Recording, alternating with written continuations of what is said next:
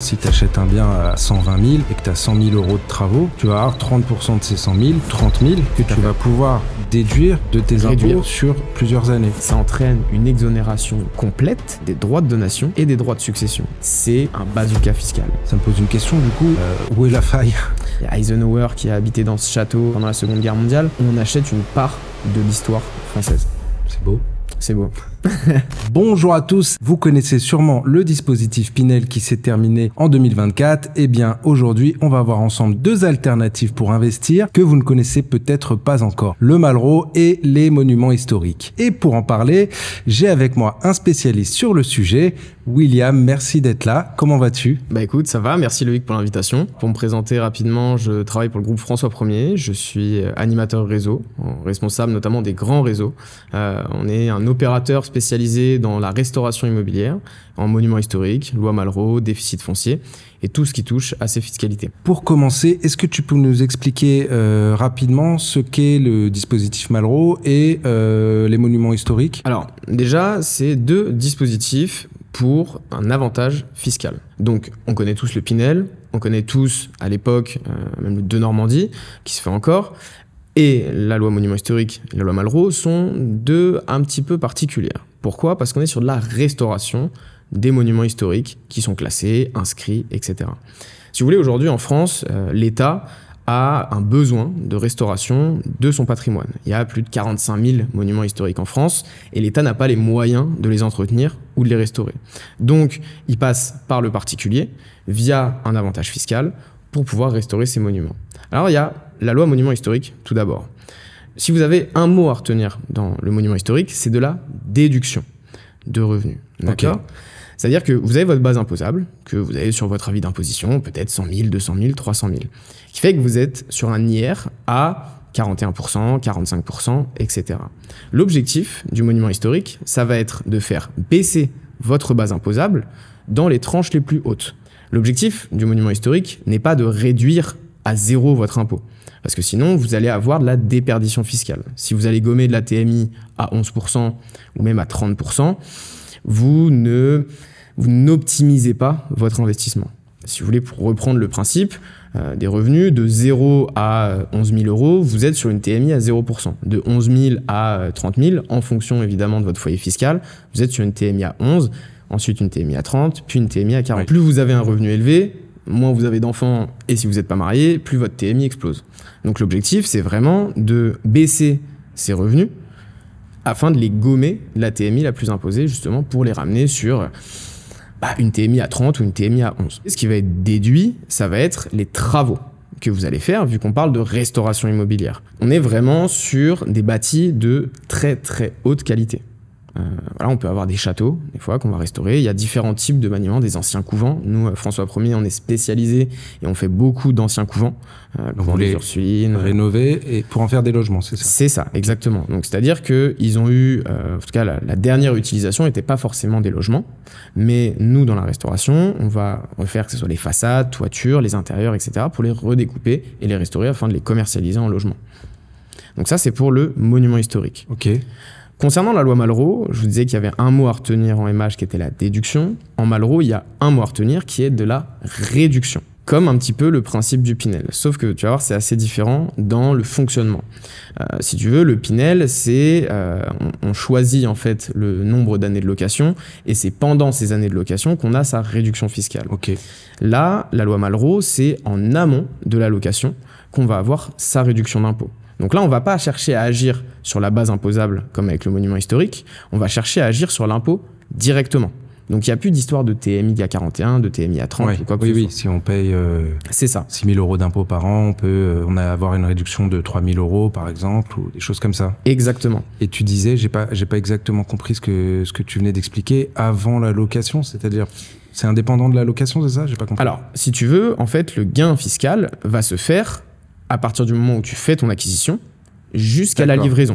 D'accord. Pendant la durée des travaux, tu commences déjà à défiscaliser, c'est ça? Exactement. En fait, tu défiscalises même la totalité jusqu'à la livraison. Okay. C'est-à-dire que tu vas avoir un montant de travaux. Je prends un exemple, tu as un appartement qui coûte 200 000 euros. Sur ces 200 000 euros, tu vas avoir 180 000 euros de travaux. Donc, tu vas avoir 180 000 euros tout, tu vas pouvoir faire de la réduction. Donc, tu vas aller verser à l'ASL. L'ASL, je l'expliquerai un petit peu plus tard pour rentrer un petit peu plus dans les détails du fonctionnement. Mais c'est via le montant que tu vas verser par année jusqu'à la livraison que tu vas pouvoir faire ta réduction d'impôt. Après, il existe 2 types de Malraux. Il y a le Malraux 30% et le Malraux 22%, qui va dépendre du zonage de la ville. Comme pour le Pinel à l'époque, zone A, exactement. B, C, selon voilà. les villes, les zones tendues ou plus ou moins tendues, c'est à peu près ça? On est à peu près là-dessus. Ok, d'accord. Et donc, je te parlais tout à l'heure de 180 000 euros de travaux. Donc, si tu es sur un Malraux 30%, tu vas faire 180 000 fois 30%, ce qui va te donner le montant total de ta réduction que tu vas pouvoir avoir. Okay. Donc, jusqu'à la livraison. Évidemment, la première année, tu vas peut-être avoir besoin de 6 000 euros de réduction. Donc là, tu vas verser le montant correspondant pour avoir ces 6 000 euros de réduction. La deuxième année, ainsi de suite. Et la dernière année, tu solderas du coup le montant de tes travaux pour avoir la réduction nécessaire. C'est sur 3 ans? Alors, tu peux faire sur 4 ans tes travaux, si tu as 4 ans de travaux, bien évidemment. C'est-à-dire qu'une livraison en 2028, on est en 2025, donc 25, 26, 27, 28. Là, tu peux faire 4 ans de décaissement de travaux. Tu dois avoir soldé l'intégralité de tes travaux avant la livraison. Mais avec le Malraux, tu peux avoir 3 ans de report. C'est-à-dire que sur une opération qui est livrée dans 4 ans, si tu optimises et que tu calibres bien ton opération, avec les 3 ans de report, tu peux gommer l'intégralité de l'imposition d'un client pendant 7 ans. Le client peut se retrouver à 0 € d'impôt, en fonction bien évidemment de sa fiscalité et de l'opération qui doit être calibrée avec un bon montant de travaux correspondant à son besoin fiscal. Et c'est aussi soumis au plafond des niches fiscales de 10 000 €? La loi monument historique et la loi Malraux sont hors plafond des niches fiscales. Tu peux dépasser ce montant-là si Totalement. tu payes plus que 10 000 € d'impôt. Complètement. Tu peux les effacer aussi. Exactement. D'accord. Donc pour bien comprendre pour les 30%, etc., si tu achètes un bien à 100 000, tu peux avoir 30 000 € de réduction d'impôt. C'est ça? Si tu as 100 000 € de travaux, oui, c'est ça. Oui, si tu as 100 000 € de travaux, si tu achètes un bien à 200 000 par exemple, mais dont 100 000 € de travaux, ça existe ça? Tu peux, alors c'est rare, il faut savoir que nous, typiquement, chez François 1er, la plupart de nos opérations sont entre 85 et 98% de quote-part travaux. Donc c'est plus en fait que bien sûr. l'exemple. On est vraiment, en fait, si tu veux, les bâtiments dont on fait l'acquisition et qu'on restaure, il y a une gros travaux à réaliser. Plus il y a de travaux, plus il y a de quote-part déductible, plus le client va avoir une réduction intéressante. Ouais, d'accord. Donc c'est plutôt l'inverse. Si tu achètes un bien à 120 000 et que tu as 100 000 € de travaux, c'est ça. On est plutôt là-dessus. Ouais. Tu vas avoir 30% de ces 100 000, exactement. 30 000 que tu vas pouvoir déduire de tes impôts, réduire sur plusieurs années. Exactement, tout à fait. Donc effacer. Ok. Et ça me pose une question du coup, où est la faille?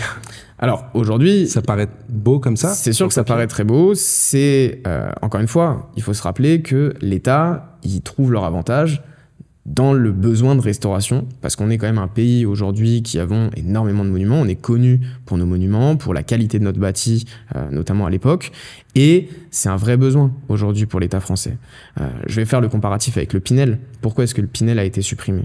Parce qu'aujourd'hui, on a notamment la ZAN qui arrive. La ZAN, c'est la zéro artificialisation nette des sols, c'est-à-dire qu'aujourd'hui, un promoteur ne peut plus construire dans une ville et s'étendre à plus de 50% en termes évidemment de distance que ce qui a été construit sur les 10 dernières années. D'accord. C'est-à-dire qu'aujourd'hui, les promoteurs, en termes notamment de foncier, sont extrêmement limités. Oui, ça se raréfie, ça on l'a vu ces dernières années, on a entendu parler pas mal, c'est pour ça qu'on construit plus de lotissements ou de choses comme ça, ça se raréfie de plus en plus, quoi. Non, et puis tu as au-delà de ça une vraie problématique pour les promoteurs en VFA qui est la RE 2020, qui est un vrai pavé dans la mare, notamment sur la complexité aujourd'hui pour pouvoir créer des logements à énergie neutre, ce qu'on appelle la consommation zéro. Oui, c'est ça, c'est des normes énergétiques et sociétales. C'est la dernière norme énergétique qui est sortie. Avant, il y avait la RT 2012 qu'on a bien connue, notamment avec les fenêtres, le double vitrage, etc.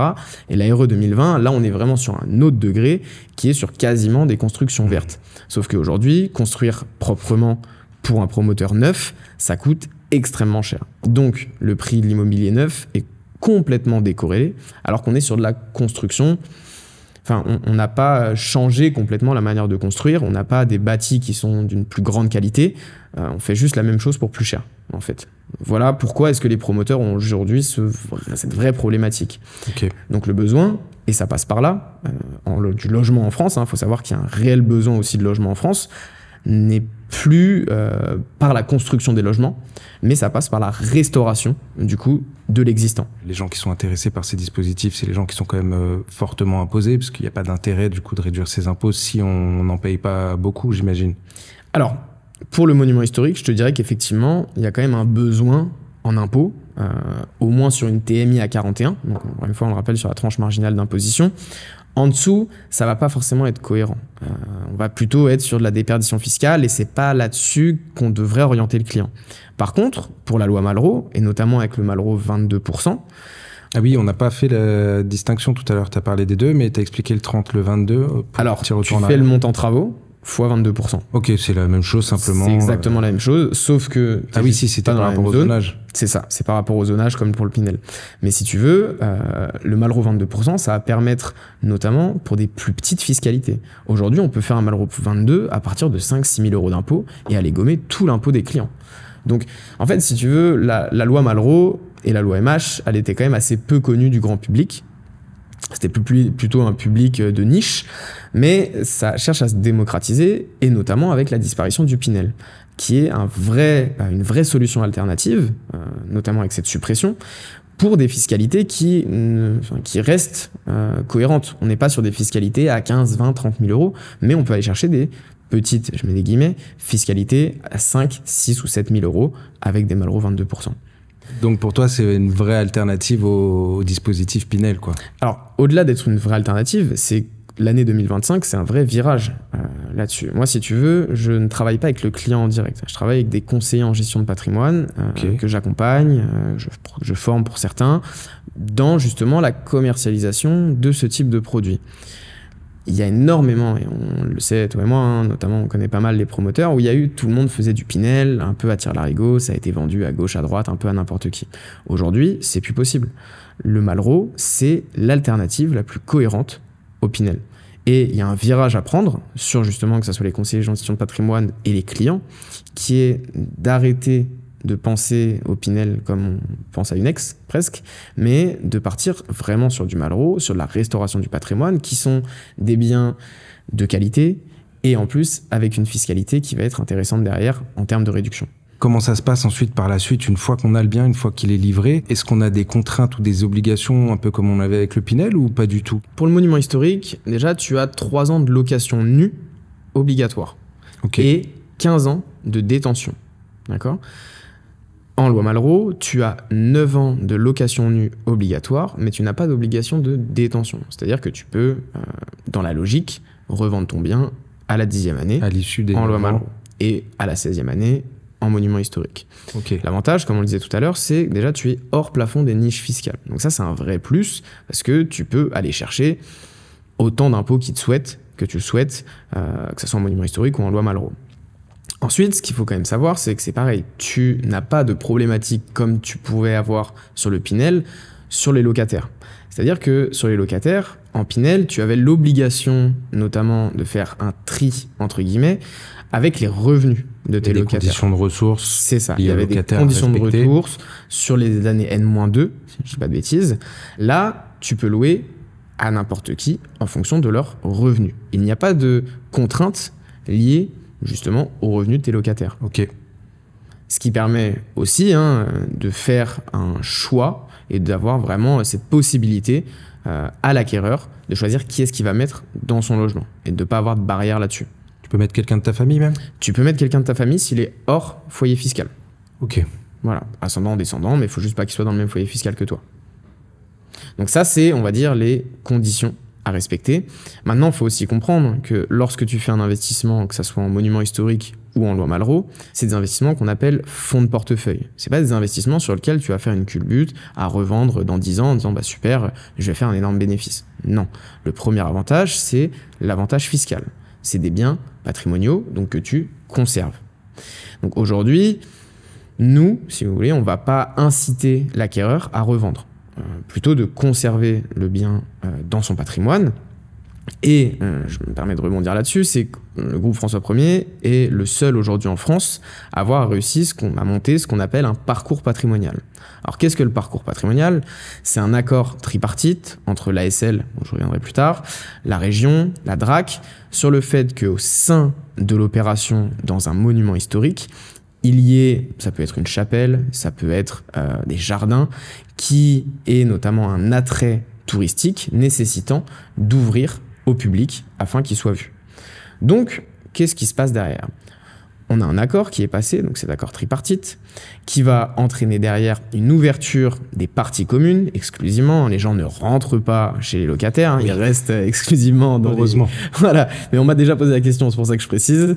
Ils restent exclusivement sur le parcours qui aura été dessiné, qui va être des fois chapelle, jardin, etc.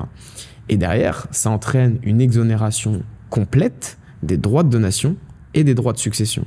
Quand on connaît un petit peu les droits de donation en France, le montant surtout et le montant des droits de succession, c'est un bazooka fiscal. C'est un nouveau levier aujourd'hui qui est non négligeable.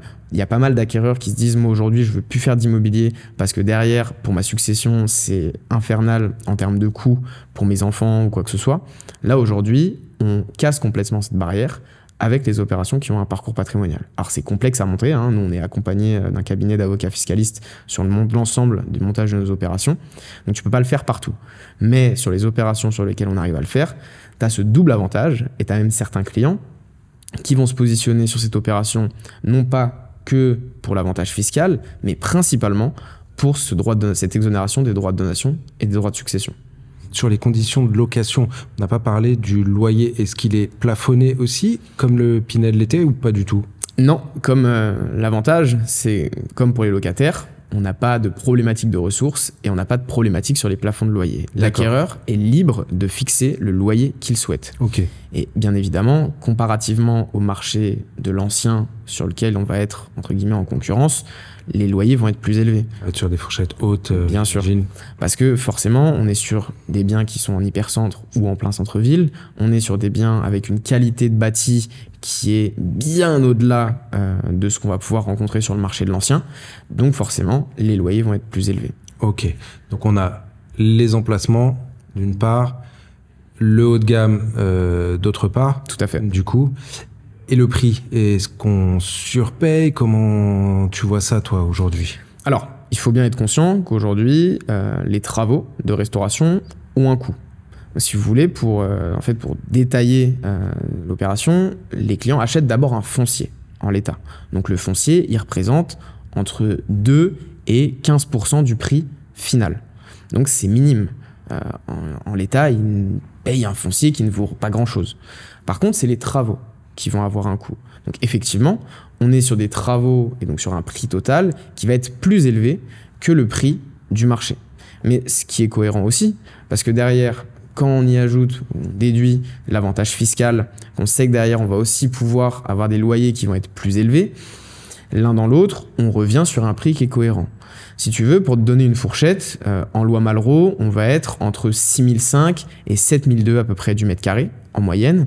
Et pour le monument historique, on va être entre 7 300, 7 500 jusqu'à 8 500 en moyenne en fonction de où se situe l'opération. Même dans des villes de province où le prix va être moyen à 2 500, 3 000 euros du mètre? Alors, on va généralement avoir des prix qui sont un petit peu inférieurs sur des villes qui ne sont pas du tout cotées.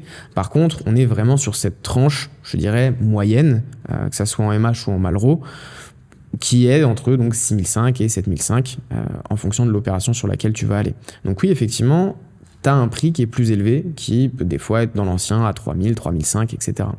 Mais quand tu pondères ton prix avec l'avantage fiscal, que derrière, il y a aussi dans la qualité de restauration les futurs travaux qui vont arriver. Quand vous achetez un appartement dans l'ancien, enfin quand tes acquéreurs vont acheter un appartement dans l'ancien, dans les 10 ans à venir, il peut s'assurer qu'il va avoir la toiture, la façade, des travaux de restauration intérieure. Et tout ça, généralement, on n'y pense pas. L'acquéreur, quand il voit un prix net qu'il va payer à une agence immobilière, il se dit « bon, bah voilà le prix que j'ai payé ». Mais en réalité, il y a l'amortissement de cet appartement et du coût réel qui seront, bah évidemment, si vous avez des charges super élevées, si vous êtes sur un appartement qui est en G, en H, ça va vous coûter un bras en charge. Mais c'est surtout les la copro en elle-même. Aujourd'hui, il y a même de la VFA qui a été achetée en 2000-2005. Et bah, aujourd'hui, on le voit, il y a des travaux de façade qui sont faits, notamment des ravalements, etc. Dans un appartement monument historique où on le voit Malraux, on disait tout à l'heure, il y a des techniques de restauration qui sont utilisées, comme la façade à la chaux, par exemple, où là, on va avoir une qualité qui permet de ne pas faire de restauration dessus pendant 25 ou 30 ans. Et encore une fois, il y a une reprise de toutes les moulures, une reprise des parquets, une reprise de l'ensemble, si tu veux, des parties communes qui font qu'en fait, il ne va pas y avoir de charges liées à la restauration de ta copropriété pendant 25 ou 30 ans. Alors que sur un appartement ancien, tu auras déjà eu le temps de faire 2 ravalements durant cette durée. Donc, le prix est aussi à pondérer sur la durée. Encore une fois, quand je vous parlais tout à l'heure, de manière générale, de biens à conserver dans son patrimoine, c'est aussi pour cet amortissement-là, et l'amortissement, bien évidemment, des travaux sur le long terme. Ok, donc c'est pas pour espérer faire une grosse plus-value à la revente, pas du tout. Sur un scénario à 10 ans, par exemple, celui qui souhaite revendre à 10 ans... Que ça soit du Malraux, du coup. Parce que l'MH, il pourra pas le revendre. Oui, effectivement. C'était combien MH? 15 ans de détention. Sur 10 ans et sur 15 ans, pourquoi pas, si on fait les 2 scénarios, qu'est-ce qu'on observe de ton expérience sur des reventes par rapport au prix d'achat et au prix de marché, si on considère qu'en moyenne, on évalue le marché à 2% de hausse annuelle, en règle générale, en moyenne.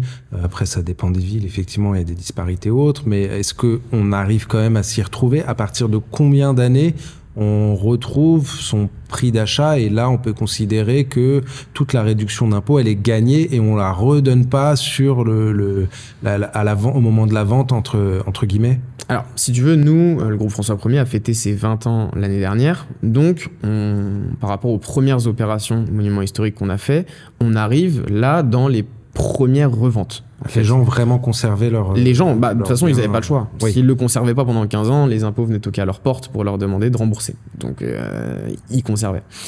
On voit les premières reventes. Là où nous, on est quand même assez contents, et on le voit et on le fait on continue à le faire, c'est sur le ciblage des villes.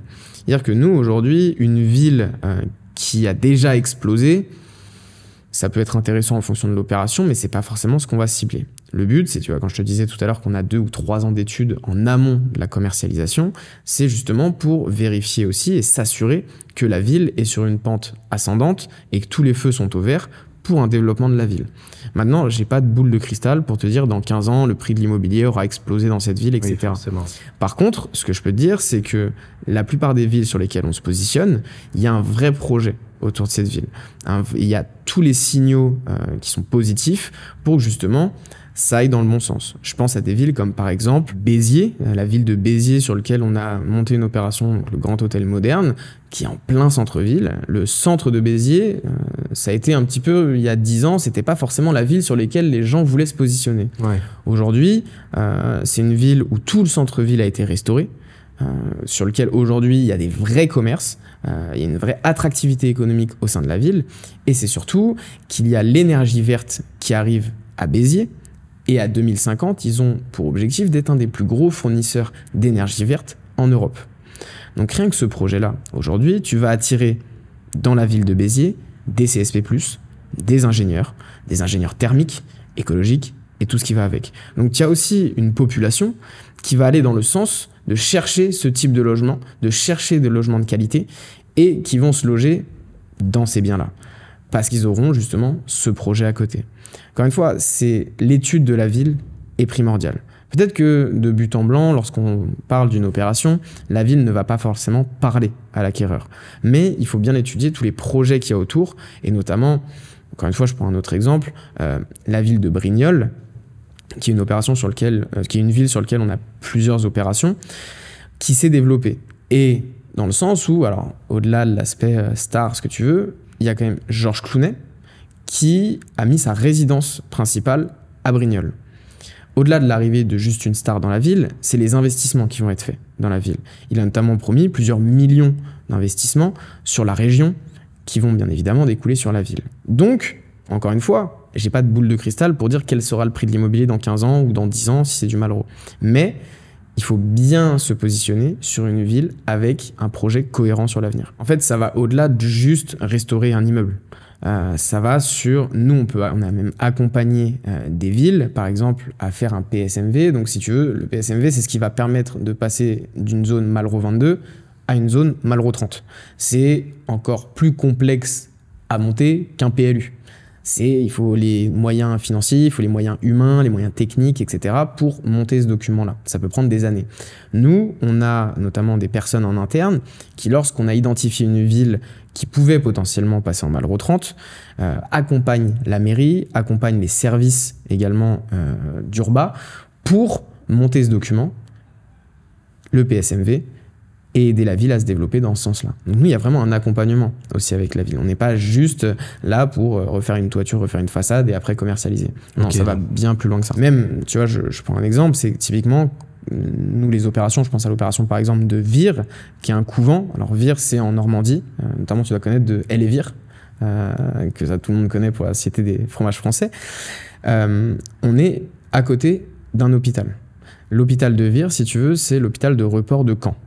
Donc, on connaît tous aujourd'hui les problématiques des hôpitaux et surtout l'activité au sein des hôpitaux en France. Et on a tous les médecins de l'hôpital qui, plus ils sont proches de leur travail, évidemment, plus c'est avantageux pour eux. Et on a déjà certains hôpitaux sur certaines villes où on a les opérations juste à côté, qui nous font savoir que leurs médecins souhaitent en priorité louer les logements. Donc c'est aussi un gage de sécurité pour l'acquéreur, de dire qu'il ne va pas mettre 1 an à trouver un locataire. Là, vous avez le locataire qui est au pied en fait, de votre immeuble, vu qu'il travaille juste à côté. Et en plus, c'est des médecins, donc c'est des CSP+. Voilà. Il y a tout ça aussi qui est important dans le montage de nos opérations. Lorsqu'on sait qu'il y a un hôpital à côté et que c'est un hôpital qui tourne, c'est du pain béni pour l'acquéreur. Parce que, encore une fois, tu n'auras pas de problématique à la location. Et puis, tu vois, il y a certaines opérations qui ont un cachet plus. Il y en a une qui a été un peu l'opération phare de François Ier, qui était l'opération de l'ancien hôpital royal de la Marine à Rochefort. L'ancien hôpital royal de la Marine à Rochefort qui sera livré en 2027. On a déjà des gens sur place qui nous disent « Moi, aujourd'hui, je veux louer un logement dans cet immeuble. » Okay, d'accord. Parce qu'on est sur de l'extraordinaire, on est sur des bâtis que les gens connaissaient déjà. Enfin, les gens qui habitaient dans cette ville ont toujours vu ce bâtiment extraordinaire de l'extérieur. Mais avoir la chance, parce que c'est aussi avoir une chance, de pouvoir habiter dans ce logement, et forcément, ça crée de la demande. Et même 3 ou 4 ans avant, les gens nous font savoir qu'ils souhaitent habiter dans ces logements. Par rapport au type d'opération du coup que vous faites, j'ai vu que vous aviez un peu de tout, des châteaux, des hôtels particuliers, des choses comme ça. Donc ça veut dire qu'en rénovant, en achetant des appartements, quelqu'un peut vivre dans un château par exemple, un ancien couvent, un hôtel particulier, ou ce genre de quel type de bâtiment, d'immeuble vous avez en général? Alors c'est assez divers, ce qu'on va voir. Maintenant, en tout cas, ce qu'on a rentré le plus ces dernières années, c'est des couvents. Il y a par exemple le couvent de Guérande, pour ceux qui ne sont pas très loin, qui veulent aller le visiter. Vous pouvez le voir en tout cas au moins de l'extérieur. Il y a des couvents à Morlaix. Maintenant, on peut avoir des châteaux. Par exemple, le château de Marseille-Valmante. Ça va peut-être parler à certains qui, en plus de ça, en plus d'être des bâtis extraordinaires, ont toute une histoire. Notamment l'histoire de Louis Mante, Eisenhower qui a habité dans ce château pendant la Seconde Guerre mondiale. Voilà, il y a toute une histoire au-delà de juste un bâtiment et de juste une fiscalité. C'est ça qu'il faut bien comprendre, c'est qu'avec le monument historique et la loi Malraux, on achète une part de l'histoire française. Du patrimoine et de l'histoire française. Exactement. C'est beau. C'est beau. Mais au-delà du beau, il y a aussi tout le contrôle qu'il y a derrière. Et je vous parlais tout à l'heure notamment de la DRAC et des architectes des bâtiments de France qui contrôlent l'intégralité des mouvements qu'on va pouvoir faire sur une opération. Aujourd'hui, le plus complexe dans la restauration, c'est les huisseries. Et c'est ce qui coûte également le plus cher. Pourquoi ? Parce qu'on a des fenêtres d'époque que des fois on ne peut pas toucher, où on est obligé juste de déplacer, reposer, etc. Et tout ce qu'on va vouloir faire est encadré et validé par les architectes des bâtiments de France. Donc vous avez un contrôle total sur le rendu. À savoir aussi qu'il y a un architecte certificateur qui passe avant la livraison pour confirmer que tout est bien aux normes. Et pour ceux que ça intéresse, comment ça se passe? Quelles sont les modalités si on veut acquérir un bien via ce type de dispositif? Alors, moi, ce que je peux conseiller à un client, c'est de bien s'entourer. D'abord, contacter un conseiller en gestion de patrimoine pour faire un point d'état sur sa fiscalité, sur son besoin fiscal. Et c'est son conseiller en gestion de patrimoine qui va pouvoir l'orienter et le guider vers son besoin. Aujourd'hui, il y a plusieurs choses qui existent, hein. Il va y avoir les placements financiers, il va y avoir l'investissement, que ce soit en bourse, en crypto, ce que vous voulez. Mais l'investissement en loi Malraux et en loi monument historique, ça demande quand même aussi un bilan en amont pour être sûr que ça corresponde à votre besoin. Alors, il existe plein de CGP aujourd'hui en France. L'important, c'est quand même de faire ses recherches pour aller avec des CGP qui sont compétents dans ce domaine, parce que tous ne sont pas forcément à même d'être accompagnés ou d'accompagner un client sur du monument historique ou sur de la loi Malraux. Et bien évidemment, ce que je peux conseiller et ce que je recommande plus, c'est de vous renseigner sur l'opérateur avec qui vous allez passer. Typiquement, je prêche un peu pour ma paroisse, mais le groupe François 1er, on a 20 ans d'expérience. On est accompagné par un des plus gros cabinets d'avocats fiscalistes en France, qui permet notamment de garantir la fiscalité du client. Parce que ça, c'est le plus gros risque pour un client, c'est d'aller sur une opération qui ne serait pas bien ficelée ou pas bien encadrée, et qu'il y ait derrière une requalification fiscale. Et là, ça serait dramatique. Aujourd'hui, si vous passez avec, par exemple, nous, le groupe François 1er, vous êtes garanti sur votre fiscalité. On ne peut pas, en tout cas il n'y a aucune opération sur laquelle il peut y avoir un recadrement ou une requalification de la fiscalité de l'opération. Donc le premier conseil, c'est vous entourer avec un CGP. Deuxième conseil, c'est de passer par un opérateur qui est compétent et qui connaît le métier, qui a l'habitude de faire ce type d'opération. Et le troisième, c'est bien évidemment de choisir une opération qui colle avec votre fiscalité et votre besoin fiscal. Et comment on trouve un conseiller en gestion de patrimoine, donc un CGP, qui peut vraiment nous accompagner dans ce type de projet? Alors, vous pouvez les trouver sur Internet assez aisément, hein. Si vous tapez conseiller en gestion de patrimoine, vous allez les trouver. Vous allez trouver pas mal de différentes sociétés. Il va y avoir des sociétés comme Quintessence, des sociétés comme Cheval Blanc, qui sont des références dans ce domaine, qui savent faire, qui connaissent le métier, qui connaissent le monument historique et la loi Malraux. Après, il y en a plein d'autres, je ne peux pas tous les citer, mais disons qu'il suffit même d'aller sur LinkedIn, vous tapez conseiller en gestion de patrimoine et vous allez pouvoir avoir des dizaines et des dizaines de personnes qui vont ressortir. Maintenant, encore une fois, allez plutôt sur des conseillers en gestion de patrimoine qui ont l'habitude, qui connaissent et qui historiquement, déjà on va dire sur Internet, propose cette solution. Et là, vous serez sûr d'être accompagné. Après, bien évidemment, il y a aussi le feeling avec votre conseiller en gestion de patrimoine, de l'humain à l'humain, hein, parce qu'on n'achète pas un paquet de bonbons. Et ça, c'est aussi important. Il y a des banques aussi qui proposent des accompagnements là-dessus, parce que moi, mon banquier m'en avait déjà parlé. Il m'avait organisé un rendez-vous avec leur conseiller en gestion de patrimoine interne, ou leur conseiller patrimonial, je ne sais plus comment ils appellent ça, pour me parler et me proposer ce type de projet. Donc ça existe, c'est quelque chose qu'il faut envisager avec sa banque ou pas? Tu vas peut-être pas te faire d'amis si tu dis le... Non, alors nous aujourd'hui, en fait, si tu veux, pour décrire un petit peu comment nous ça se passe, on a 3 canaux de distribution. Nous, on ne vend pas au direct. C'est-à-dire qu'un client qui nous appelle, on va le rediriger vers un conseiller en gestion de patrimoine ou vers sa banque, etc. On a donc les conseillers en gestion de patrimoine en réseau, donc, comme je te parlais tout à l'heure, Quintessence, Cheval Blanc, etc. Ouais. Les conseillers en gestion de patrimoine indépendants, parce qu'il y en a aussi qui ne sont pas affiliés à une grosse structure. Okay. Et les banques. Donc tu vas avoir certaines banques comme par exemple le SCL, la Société Générale, etc. qui ont aussi une filiale patrimoniale et qui peuvent présenter les opérations. Après, ce qu'il faut savoir, c'est que dans les banques, toutes les opérations ne sont pas forcément référencées. Vous pouvez, à travers un conseiller en gestion de patrimoine, avoir potentiellement accès à plus d'opérations qui ne seront pas ciblées ou imposées par la structure elle-même. Eh ben, écoute, William, merci beaucoup. Je crois que c'est très clair. On a fait pas mal le tour des 2 sujets. Merci beaucoup pour ces explications claires. Merci à toi. Si vous, derrière votre écran, vous envisagez de diversifier votre portefeuille immobilier, n'hésitez pas à vous pencher sur ces dispositifs ou à contacter William. Je vous mettrai ses coordonnées en description du groupe François 1er. Si cette vidéo vous a été utile, abonnez-vous, laissez un petit pouce bleu et partagez-la avec vos amis ou vos collègues qui pourraient être intéressés. Et comme toujours, gardez la monnaie.